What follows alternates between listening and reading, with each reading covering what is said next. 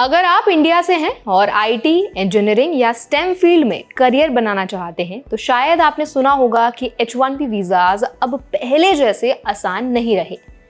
US में job पाने के लिए लॉटरी सिस्टम, बढ़ी हुई फीस और स्ट्रिक्ट रूल्स ने कई टैलेंटेड इंडियन स्टूडेंट्स को पीछे कर दिया है। लेकिन अब एक नया मौका सामने आया है, चीन का के वीजा, जो 1 अक्टूबर यानी कि आज से 2025 से शुरू होने वाला है। इस वीडियो में आज हम जानेंगे कि के वीजा है क्या, H1B से कैसे अलग है, इसके फायदे और चैलेंजेस क्या हैं और इंडियंस को अप्लाई करते समय क्या ध्यान रखना बहुत जरूरी है।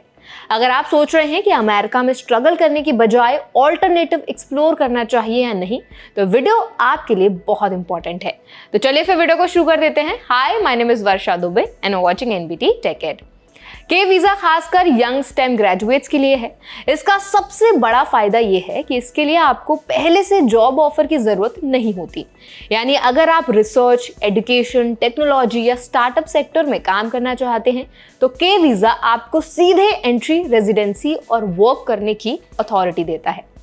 H1B के मुकाबले ज्यादा फ्लेक्सिबल है और आसान लगता है। H1B में हमेशा एम्प्लॉयर स्पॉन्सरशिप चाहिए और लॉटरी सिस्टम से वीजा मिलने की कोई गारंटी नहीं होती। इंडिया के प्रोफेशनल्स के लिए नया ऑप्शन इसीलिए भी इंटरेस्टिंग है क्योंकि लास्ट ईयर H1B अप्रूवल्स में 71% इंडियंस थे। मतलब इंडिया का टैलेंट अमेरिका में सबसे ज्यादा जा रहा है। लेकिन अब रूल्स ज्यादा टफ हो गए हैं और फीस बढ़ गई है। ऐसे में के वीजा एक ऑल्टरनेटिव बनकर सामने आया है। लेकिन के वीजा को भी समझदारी से अप्रोच करना जरूरी है। सबसे पहले चैलेंज लैंग्वेज है। चाइना की टेक कंपनीज में ज्यादातर जो लोग हैं वो वहां की लैंग्वेज यूज करते हैं। जो लोग लैंग्वेज नहीं जानते उनके लिए काम करना मुश्किल हो सकता है। दूसरा चैलेंज एलिजिबिलिटी और रूल्स हैं। अभी एज, एजुकेशन और एक्सपीरियंस की पूरी क्लैरिटी नहीं है। इसीलिए अप्लाई करने के लिए सबसे पहले जो चीजें हैं वो बहुत जरूरी हैं। आपको हर एक चीज को चेक करना है। सैलरी, जॉब प्लेसमेंट और फैमिली बेनिफिट्स के बारे में भी पूरी जानकारी अभी क्लियर नहीं है। चाइना सिटीजनशिप भी आसानी से नहीं मिलती, इसीलिए लॉन्ग टर्म प्लान बनाते समय ऑल्टरनेट ऑप्शंस कंसिडर करना बहुत जरूरी है। डिप्लोमेटिक इश्यूज भी एक फैक्टर हैं। इंडिया और चाइना के बीच कभी कभी टेंशन की वजह से इनटेक पर रेस्ट्रिक्शन आ सकती है। के वीजा का सबसे बड़ा फायदा यह है कि यूएस के स्ट्रिक्ट रूल्स के कॉन्ट्रास्ट में है। H1B में बैरियर्स बढ़ गए हैं, वहीं के वीजा डोर्स खोल रहा है।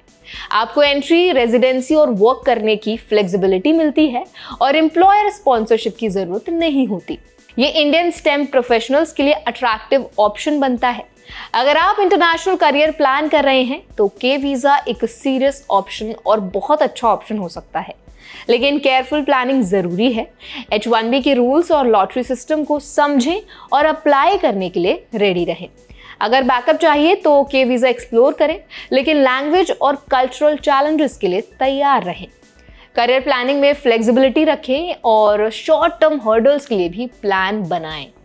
अगर सिंपल शब्दों में कहें तो यूएस के स्ट्रिक्ट रूल्स और बढ़ी हुई फीस ने इंडियन स्टेम प्रोफेशनल्स के लिए चैलेंजेस बढ़ा दिए हैं। वहीं चाइना का के वीजा एक नया मौका दे रहा है। अगर आप एलिजिबिलिटी चेक करें, लैंग्वेज सीखें और कल्चरल एडेप्टेशन के लिए रेडी रहें तो ये इंटरनेशनल करियर के लिए फ्लेक्सिबल और ऑल्टरनेटिव रूट बन सकता है। H1B की लिमिटेशंस को ध्यान में रखते हुए के वीजा एक बेहतर ऑप्शन हो सकता है। लेकिन अप्लाई करने से पहले रिसर्च करना बहुत इंपॉर्टेंट है। इंटरनेशनल करियर में सक्सेस पाने के लिए प्लानिंग, रिसर्च और फ्लेक्सिबिलिटी सबसे जरूरी चीजें हैं। तो आई होप वीडियो आपको इन्फॉर्मेटिव लगा होगा। अगर वीडियो आपको पसंद आया हो तो वीडियो को जरूर लाइक करें, शेयर करें। ऐसे और भी अपडेट्स के लिए, वीडियोस के लिए हमारे चैनल एनबीटी टेक एड को जरूर सब्सक्राइब करें।